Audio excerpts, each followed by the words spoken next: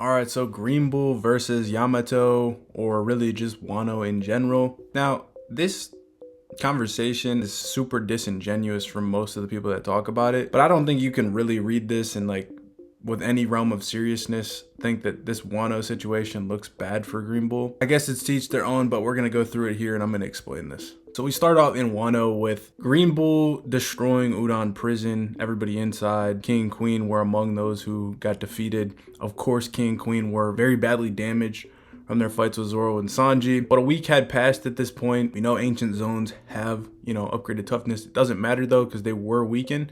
But we know that they weren't taken out off guard. Greenbull specifically says that he warned them not to test them, and that a guy in his position, an admiral, can't go on losing to commanders anyway. Nice little dig from Oda. The Navy doesn't have any spare manpower to send around performing cleanup, and you're just who I thought you were. To preface this whole situation, Greenbull comes to this island knowing that there's 3 captains with a 3 billion bounty. One of them is a Yonko with his whole Yonko crew, and despite it being a week later, still feels confident he's gonna beat not only them, the remnants of Kaido's crew, and everybody else that's on Wano if need be. Now, in fairness, he does say on the transponder cell to send him one singular battleship that never ends up arriving, or at least never ends up aiding. It might have arrived and maybe that's how he got out of there, or maybe he flew away, we don't know. But it's pretty wild and, in my opinion, savage that he walked in here by himself, solo dolo, prepared to take on whatever stood in his way. He then tells the guy on the phone, don't screw to Sakazuki, because it was made clear that Akainu didn't tell him to come here, didn't want him to come here, anything like that. He came of his own volition. He said, I love that guy's cut no corners attitude. I want to hear him say, you did good. I bring this kid's head in.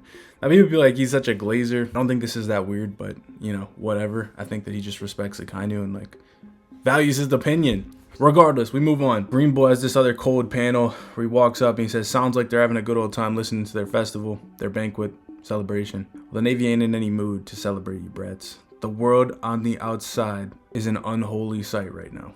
So people that said that this man has no aura, I don't know, he's exuding aura to me. And he notices that the scabbards step in his way, right? Scabbards are characters that are like commander tier fighters. We saw Ashura Doji fight on par with Jack. We saw, Neko and Cat Viper be superior to Jack and like Sparrow. They're all somewhat relative to each other, but they're all commanders essentially. Not necessarily high-end commanders, but they're commander level fighters. We also saw that they had some levels of success against Kaido. Obviously nothing lasting, nothing meaningful, but they were able to damage him a couple times. Greenbull then goes on his rant of prejudice, where he says that, you guys have no human rights. You're outside the world government's affiliation, meaning I don't have to spare you guys. I can take your guys' lives and nobody will care. Don't blame me for it though. It's how the world works.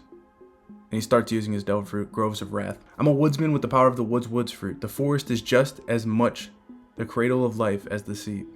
It is pure logia, nature itself. It doesn't matter how many people die in this country because the law does not apply here. Just try to stop me, I'll kill thousands of you. Anything to ensure I reach Straw Hat. What I get from this is I think that he's basically trying to intimidate them, not to fight him.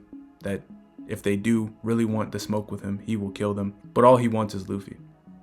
And this gets expounded upon later, where he basically says, look, I don't have to defeat you guys. I don't have to kill you guys. I'll let you guys live. I just want to know where Luffy is. That's all he wants. At this point, Yamato comes in, uses a conch and slams it into Greenbull's head. Face plants him in his tree form, but no blood, no nothing. And Greenbull just instantly gets up and says, oh, that's some tough hockey, and then just like moves on. He doesn't really care about it, doesn't take any lasting damage. And just to preface, in his tree form, it's essentially like the Gorosei. Everybody wants to hype up what the Gorosei are doing right now, their regen. When he takes damage in the tree form, he's never showed any signs of any lasting damage. He can just regenerate, so it's the same concept. Momonosuke then arrives in his dragon form. Greenbull's a little bit surprised, like, oh shit, there's somebody like Kaido. Momonosuke goes over there and bites Greenbull in his tree form. Again, Greenbull doesn't really care. Instantly just grabs the dragon in his vines and starts crushing him. Okay, so that's Momonosuke. Now, this is the point where people like to cling on to what Momonosuke's words are here. He tells Yamato not to fight anymore, right? And Yamato, in fairness, wasn't in her hybrid form, so even though it was an A-Conk attack she hit Greenbull with, it's not like her full power. And he tells her not to fight, so people think, okay, Yamato can't fight here, otherwise Greenbull would have been slammed. We're gonna get into this. Then see Shanks arrive, and we know that he's in the vicinity, and he's just kind of lingering around, so given the prowess of Shanks' observation haki, especially what we saw with Kid, I assume he had already noticed that Greenbull was on the island. It's unknown why he stayed around, but I think that Greenbull may have had something to do with it, because obviously Shanks doesn't do anything else in Wano. He might have just been in the area, but I think that's kind of coincidental. But I think he was monitoring the situation and hung around just to see what would happen. Yamato asked Momonosuke why she can't fight him. And Momonosuke basically wants to say that he should be the one, he's the shogun. He should be able the one to, beat Greenbull. He needs to be able to protect the country himself. He knows Yamato wants to go join the Straw Hats. Well, you see Momonosuke getting slammed, tossed around, beaten up. Raizo comes in to try to help him using his scroll techniques, fire escape, and Greenbull screams out, obviously fire is a counter to the nature. Greenbull says, you think I could hack it as an admiral of Navy HQ if I was actually susceptible to such an obvious weakness. So yes, it will fuck up this tree form, but he's not actually like in any danger when he gets burned.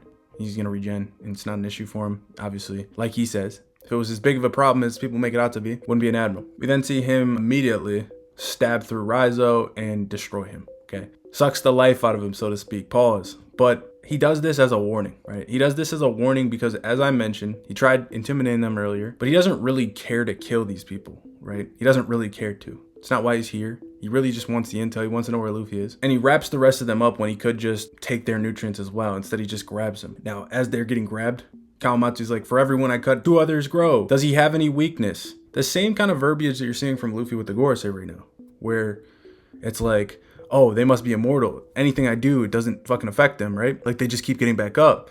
Yet people don't keep this same energy, and they like to hype selectively.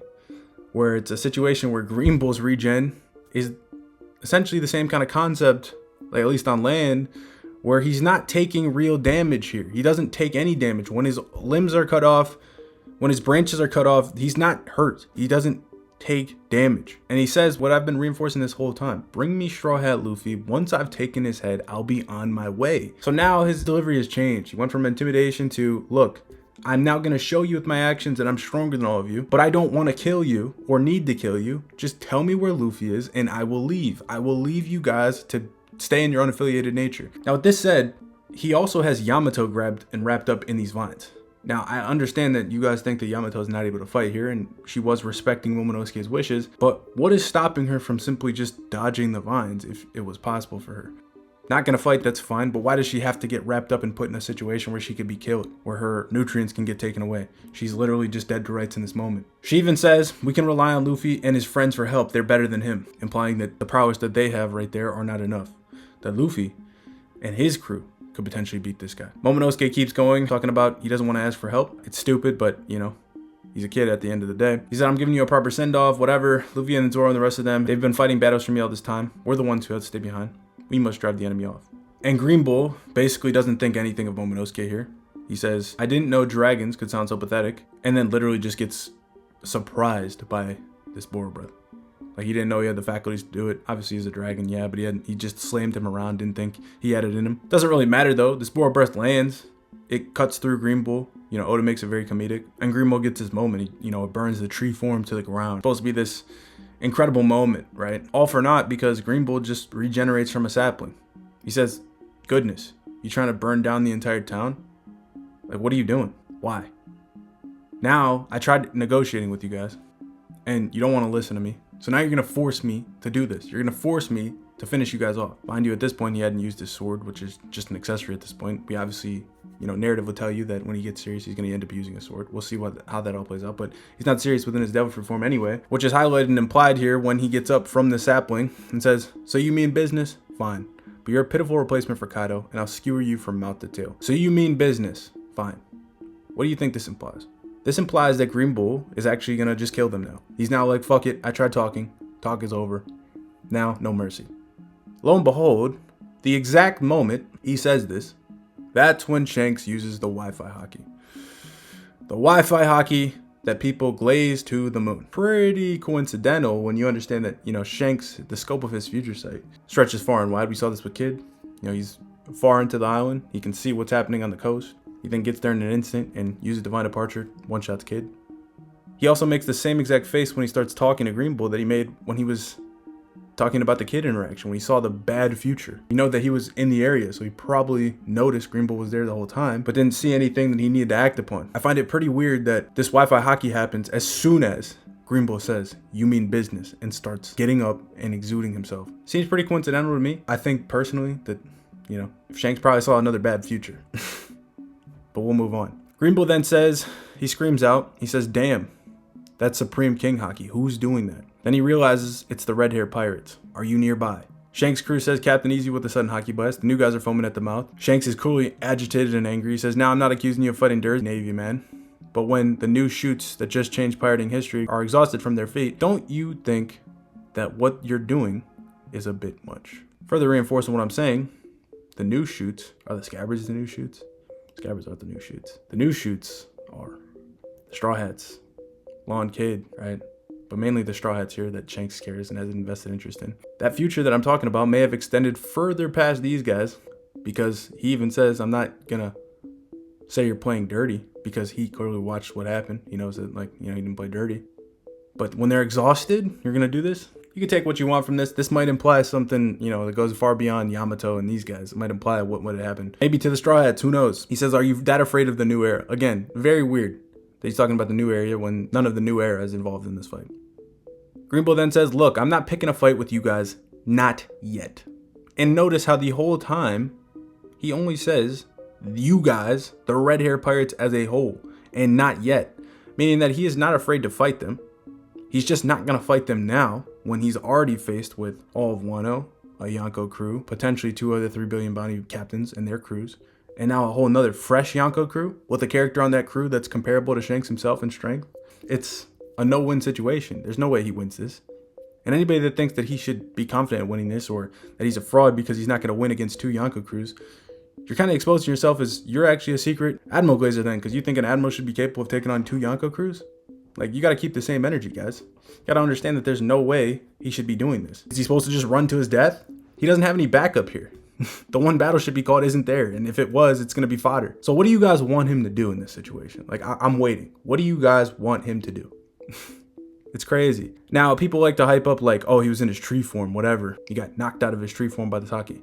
For one, I don't even know whether or not this has any damaging property to it. Doesn't look like it. Obviously, Shanks conquers Haki, maybe at the pinnacle. It's hyped up continuously by Oda. With that being said, Greenbull's not expecting this.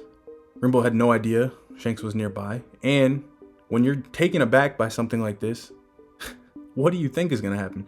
It's like, if you're fucking in a definite serious moment and you got stung by a bee, you kind of forget everything that you're doing and you're just like, what the fuck? I just got stung by a bee. Out of nowhere. You feel that pain behind you. It's like a sting. I assume that this is similar to that, where it just immediately starts attacking his will. So I don't really think it's like a situation where it's like he got knocked out of the form. I think it's like he fucking just started feeling it. It was like, what the fuck? And then it's like a situation where he just instinctively drops out of the form. This doesn't translate to an on-guard fight. Doesn't translate to Shanks versus Greenbull, even though I'm not going to say I think Greenbull is stronger than Shanks at this point. But if you guys think that Shanks just will checks Greenbull and wins, you're delusional. Obviously, even Greenbull, he's not afraid to fight him, even after, feeling this Haki. He already just saw an advanced conqueror's attack from Yamato. It didn't phase him. It's just the surprise of the situation and the fact that he's not going to fight a whole Yonko crew. And then he walks away. That's it. It's the whole interaction. You see that Luffy, Zoro, Sanji, they stopped partying and they were watching intently, knowing that, some shit was going to happen. Yeah, that's essentially what happens. You then get a statement from Yamato where she literally says, someone's incredible Haki saved the island, right? So not just them, but the island. So her view that, Luffy and them, she might have sensed that Greenbull was actually getting stronger and that maybe, Luffy in that state, maybe they wouldn't have actually been able to beat him. But for sure, she's admitting twice now that she could not have beaten him. The time where she says, we can call Luffy and his friends, and the time where she says, Shanks saved the island. His incredible Haki saved the island. He saved the island. If it wasn't for him, I don't know what would have happened. So we don't have to see Yamato in her full form to understand that she's admitting she can't win. We don't have to see her try to fight Greenbull because Momonosuke told her not to, and understand that she still doesn't think that she could have won. There's things that go without having to be shown. With that said, another point that people like to bring up, Greenbull's verbiage about Kaido. I think there's a couple ways to interpret this. I'm fine with either interpretation for now. If Greenbull's weaker than Kaido, it's not a big deal to me. I don't think that all Admirals are above all Yonko. I think that they essentially mean the same thing, but some could beat some could beat others. Mere human beings cannot match the might of nature itself. Don't you get it? It was Kaido's presence that kept me from coming here.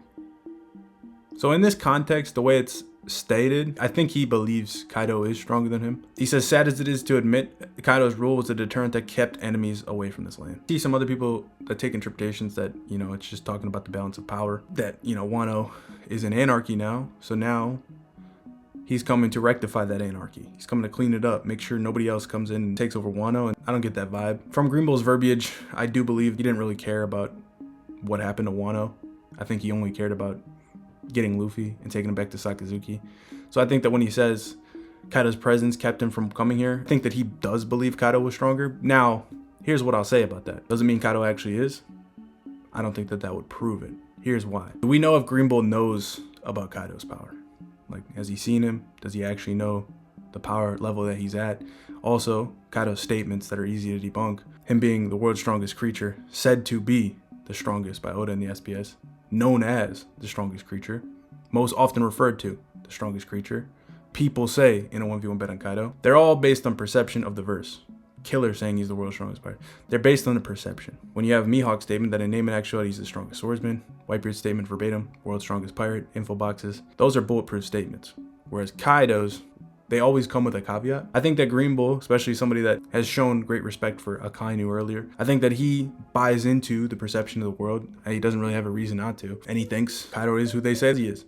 Regardless, even if Kaido is stronger, like I said, I'm fine with that. I have Kaido above Greenbull right now as it stands going forward until I see more from Greenbull. But does that apply to all the other Admirals? No, all the other Admirals, there's a baseline you have to be to become an Admiral. It doesn't mean they all have to be confined to the same level. Obviously, Akainu and Aokiji were very, very highly relative. Somebody still won. You even see that Kizaru says that he wasn't deterred to go to Wano.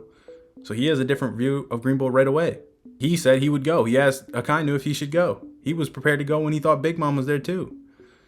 So it doesn't mean as much as you guys think it does, but I hope this clears it all up. I think Greenbull is far and away above everybody that was on Wano, besides maybe Luffy at full power. You know, if you want to say like Luffy and Kaido are relative and, you know, Greenbull thinks he'll lose, I'm fine with that for now.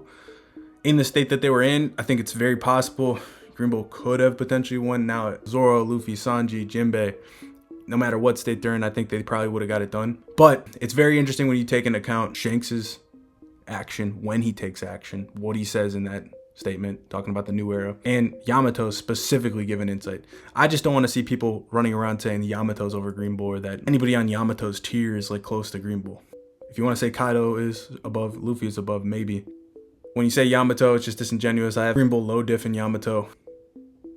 Yeah, it seems like it's an easy fight, to be honest, and we haven't even seen near the extent what he's capable of. Maybe mid diff, but for what we've seen, I call this a low diff. Hope you guys enjoyed. I'll catch you guys in the next one. Peace.